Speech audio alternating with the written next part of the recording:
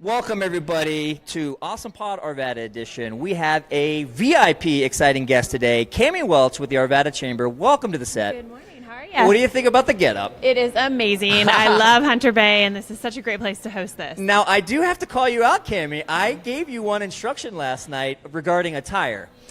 Okay, so I don't have a lot of color. I have two small children, and so there's a lot of black in my wardrobe. So I added wardrobe. gray. Okay. That was a gift. All right, got it. You added a touch of gray. I did tell Cammie, please try to wear something colorful. We've got the new set. It's brown. I was worried that she might match the set like the mayor. But you look lovely. You look like you might be headed to a board meeting. I do have a board meeting this morning. Well, this is live TV. We run a little bit late, but so we appreciate you sticking around. And I know you fought traffic to get here. I did. But for a good reason. We have a ton going on with the Chamber. We do. You have been one busy lady lately. Yep, it's been really good. Exciting things. There's huge momentum in our community. I'm glad we're part of it.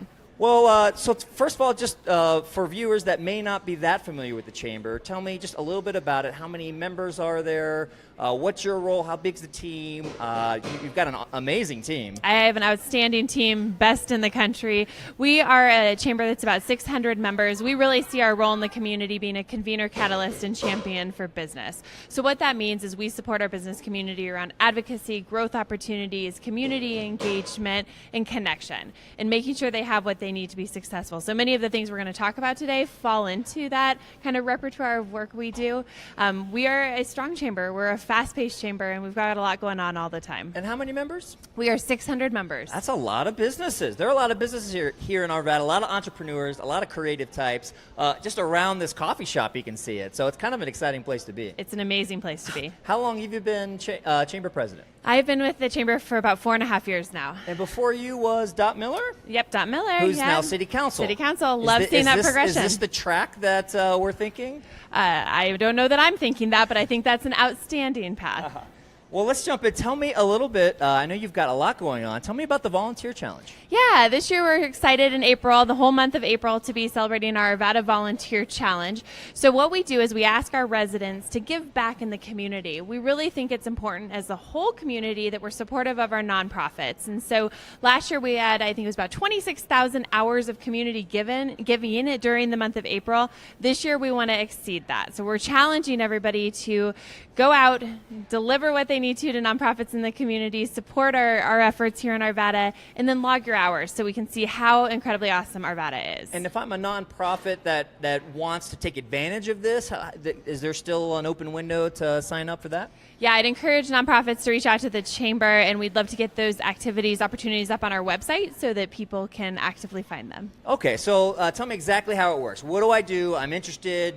I haven't been volunteering as much as I want to say. I want to get involved. This sounds like a really cool thing. What do I do?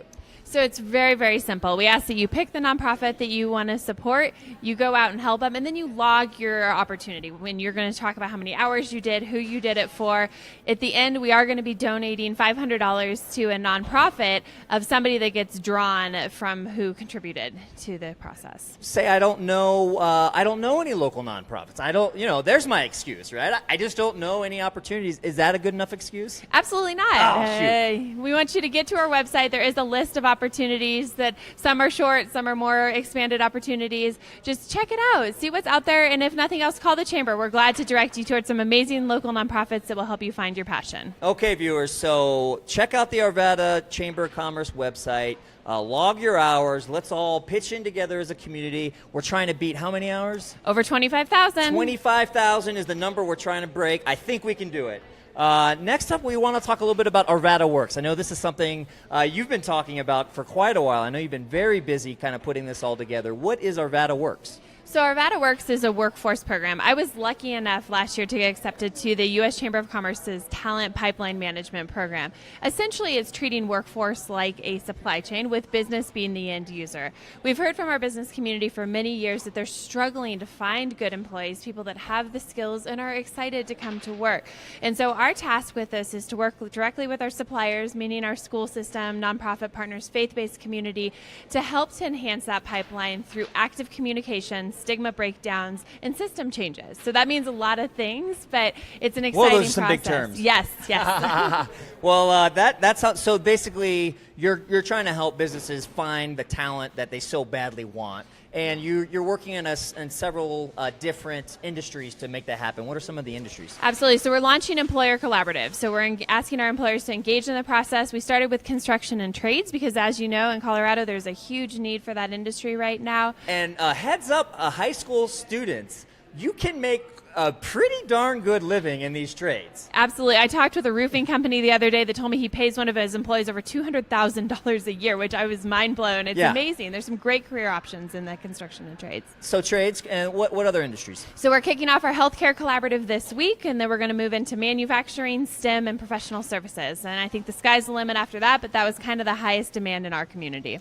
You also have some events coming up, not too long in the future here. I know State of the City is coming up, and that's a big event, one of your biggest of the year. Yeah, our State of the City address is with Mayor Mark Williams, just talking about what's going on in the community. We believe the Chamber's role is to help our community understand what is happening and how they can be part of that. And so this is a really nice opportunity to get that kind of clear update on what direction are we going, what have we accomplished, and making sure we're all setting that tone for a successful community moving forward. So when and where is that going to be? So it's on April 20th at the Arvada Center. Check-in starts at 7:15 a.m. We'll have you out the door by about 8:45 that morning. But again, it's a great opportunity to come listen and learn. If you want breakfast, it's $15. If you just want to come and listen, that's great too, and we'll let you in for free. So insider tip there, Awesome Pod viewers, you can listen to the mayor, you can see the State of the City for free. You don't even have to spend any money, but it probably is worth the $15 for the breakfast. It's a good breakfast. Yeah, they do a good job over there at the Arvada Center.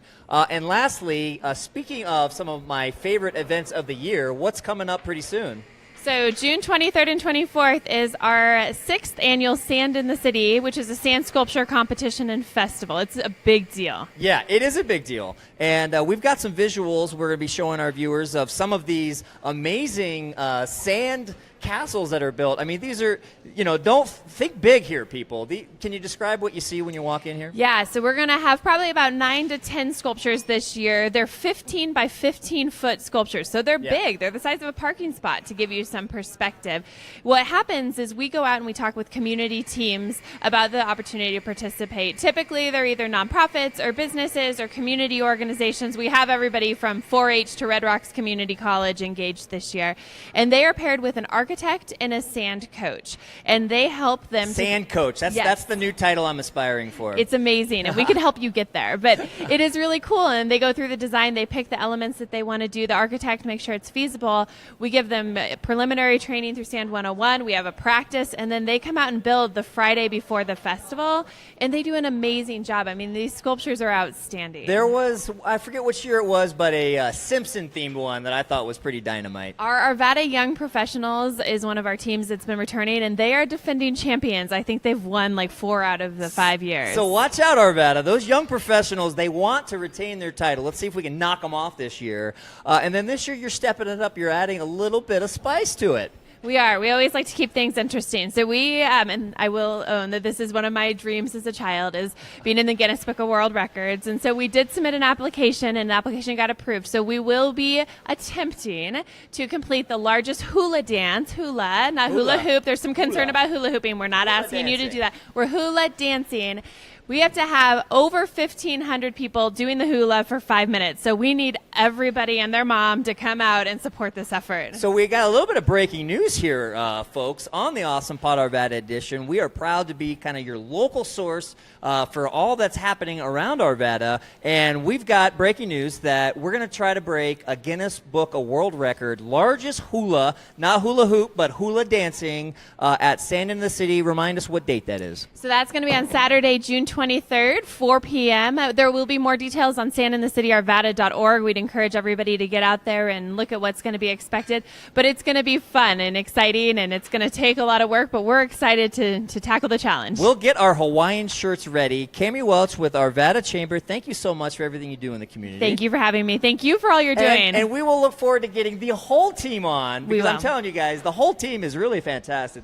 just a great, fun bunch. But we do need to get a little bit of gender diversity, I think, in there. Maybe a guy on the team eventually. We would love it. We would. Thanks, Cammie. Thank you.